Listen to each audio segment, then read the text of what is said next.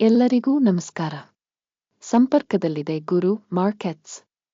ನಾವು ಕಂಪನಿಯ ಬಗ್ಗೆ ಸಾರಾಂಶ ಮಾಹಿತಿಯೊಂದಿಗೆ ಪ್ರಾರಂಭಿಸುತ್ತೇವೆ.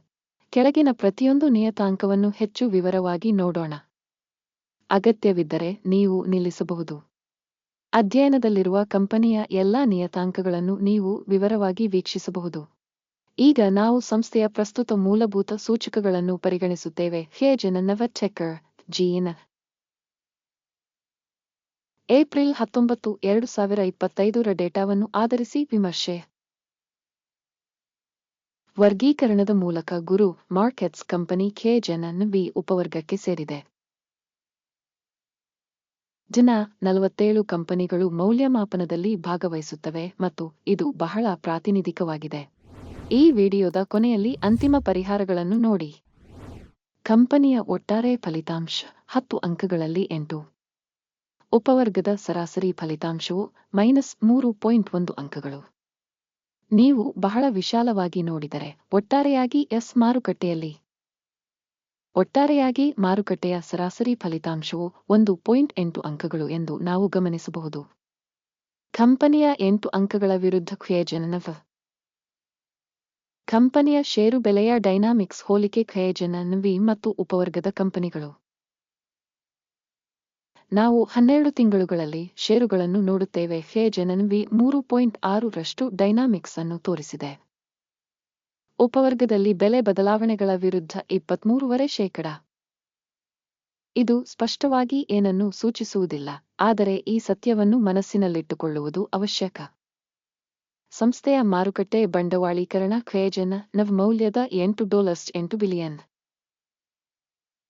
$58 ಶತಕೋಟಿ ಉಪವರ್ಗದ ಮಾರುಕಟ್ಟೆ ಬಂಡವಾಳೀಕರಣದೊಂದಿಗೆ KJNNV 15.08% ಪಾಲನ್ನು ಹೊಂದಿದೆ ಮತ್ತು ಇದು ಉಪವರ್ಗದ ದೊಡ್ಡ ಕಂಪನಿಗಳಲ್ಲಿ ಒಂದಾಗಿದೆ.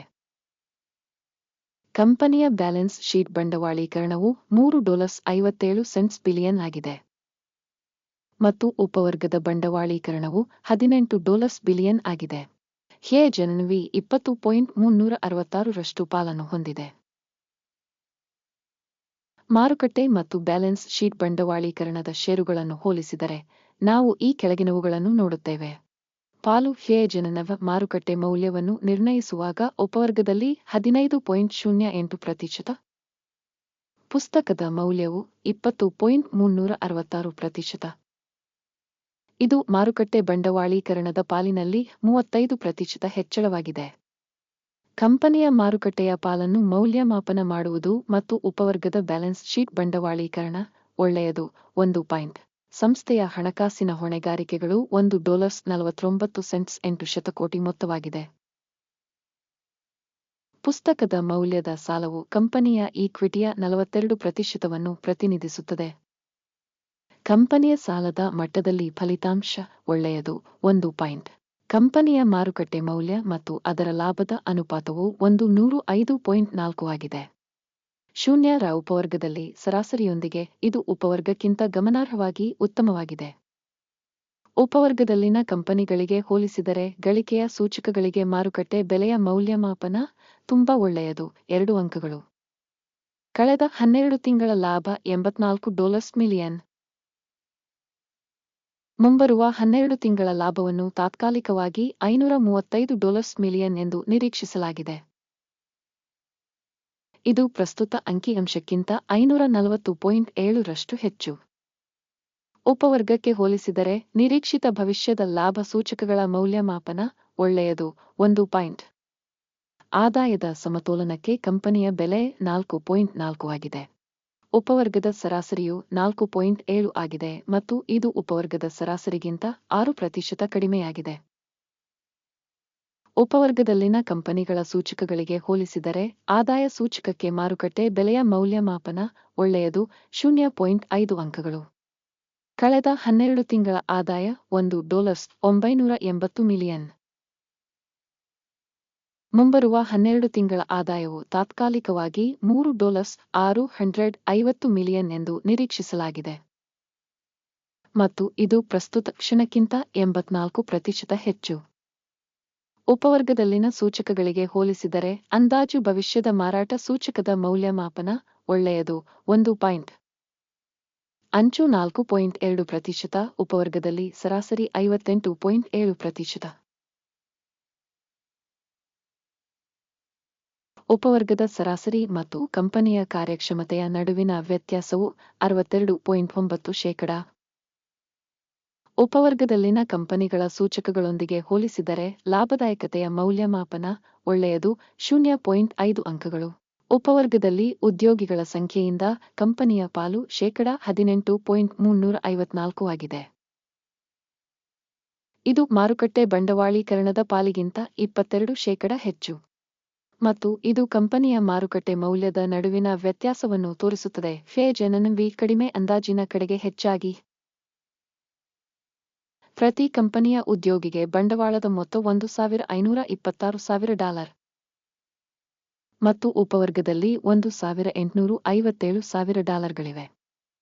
ಉಪವರ್ಗದ ಸರಾಸರಿ ಮತ್ತು ಕಂಪನಿಯ ಕಾರ್ಯಕ್ಷಮತೆಯ ನಡುವಿನ ವ್ಯತ್ಯಾಸವು 17.8%. ಉಪವರ್ಗದಲ್ಲಿನ ಸೂಚಕಗಳಿಗೆ ಹೋಲಿಸಿದರೆ ಪ್ರತಿ ಉದ್ಯೋಗಿಗೆ ಬಂಡವಾಳದ ಮೊತ್ತದ ಮೌಲ್ಯಮಾಪನ ಒಳ್ಳೆಯದು 0.5 ಅಂಕಗಳು. ಪ್ರತಿ ಉದ್ಯೋಗಿಗೆ ಕಂಪನಿಯ ಲಾಭ $14,500.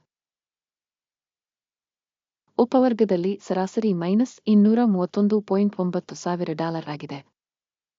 ಮತ್ತು ಉಪವರ್ಗದ ಸರಾಸರಿ ಮತ್ತು ಕಂಪನಿಯ ಕಾರ್ಯಕ್ಷಮತೆಯ ನಡುವಿನ ವ್ಯತ್ಯಾಸವು $246,000 ಉಪವರ್ಗದಲ್ಲಿನ ಕಂಪನಿಗಳ ಸೂಚಕಗಳಿಗೆ ಹೋಲಿಸಿದರೆ ವೈಯಕ್ತಿಕ ಉದ್ಯೋಗಿಗೆ ಲಾಭದ ಮೌಲ್ಯಮಾಪನ ಒಳ್ಳೆಯದು 0.5 ಅಂಕಗಳು.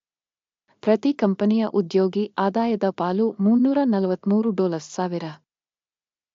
ಉಪವರ್ಗದ ಮೂಲಕ $395,000. ಉಪವರ್ಗದ ಸರಾಸರಿ ಮತ್ತು ಕಂಪನಿಯ ಕಾರ್ಯಕ್ಷಮತೆಯ ನಡುವಿನ ವ್ಯತ್ಯಾಸವು 15%. ಉಪವರ್ಗದಲ್ಲಿನ ಸೂಚಕಗಳಿಗೆ ಹೋಲಿಸಿದರೆ ಪ್ರತಿ ಉದ್ಯೋಗಿಗೆ ಆದಾಯದ ಅಂದಾಜು ಸಹನೀಯ 0 ಅಂಕಗಳು. ಮಾರಾಟ ವಹಿವಾಟಿನ ಪ್ರಮಾಣವು 1.9%, ಉಪವರ್ಗಕ್ಕೆ ಸರಾಸರಿ 10.4%.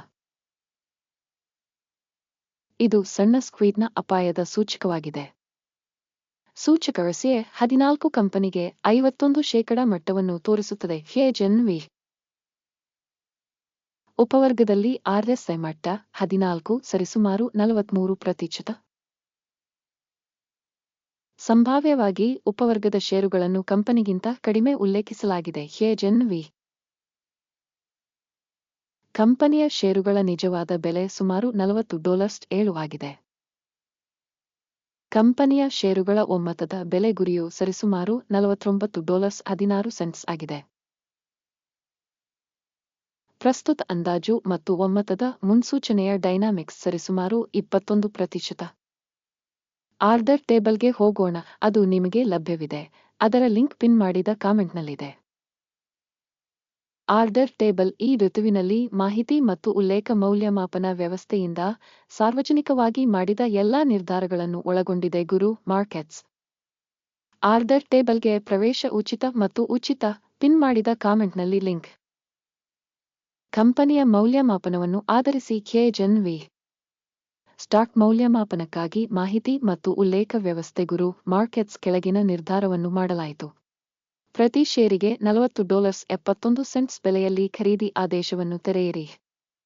ಕಂಪನಿಯು ಸಾಕಷ್ಟು ಹೆಚ್ಚಿನ ಮೌಲ್ಯಮಾಪನವನ್ನು ಹೊಂದಿದೆ ಎಂಬ ಕಾರಣದಿಂದಾಗಿ ಒಪ್ಪಂದವನ್ನು ತೆರೆಯಲಾಗಿದೆ. ಕಂಪನಿಯ ಮೌಲ್ಯಮಾಪನವನ್ನು ಮೌಲ್ಯಮಾಪನ ವಿಧಾನವನ್ನು ಬಳಸಿಕೊಂಡು ಮಾಡಲಾಗಿದೆ. ಅಕಿಮ್ಸ್ ಇಂಡೆಕ್ಸ್ ಲಾಭವನ್ನು 43.64ಕ್ಕೆ ನಿಗದಿಪಡಿಸಲಾಗಿದೆ.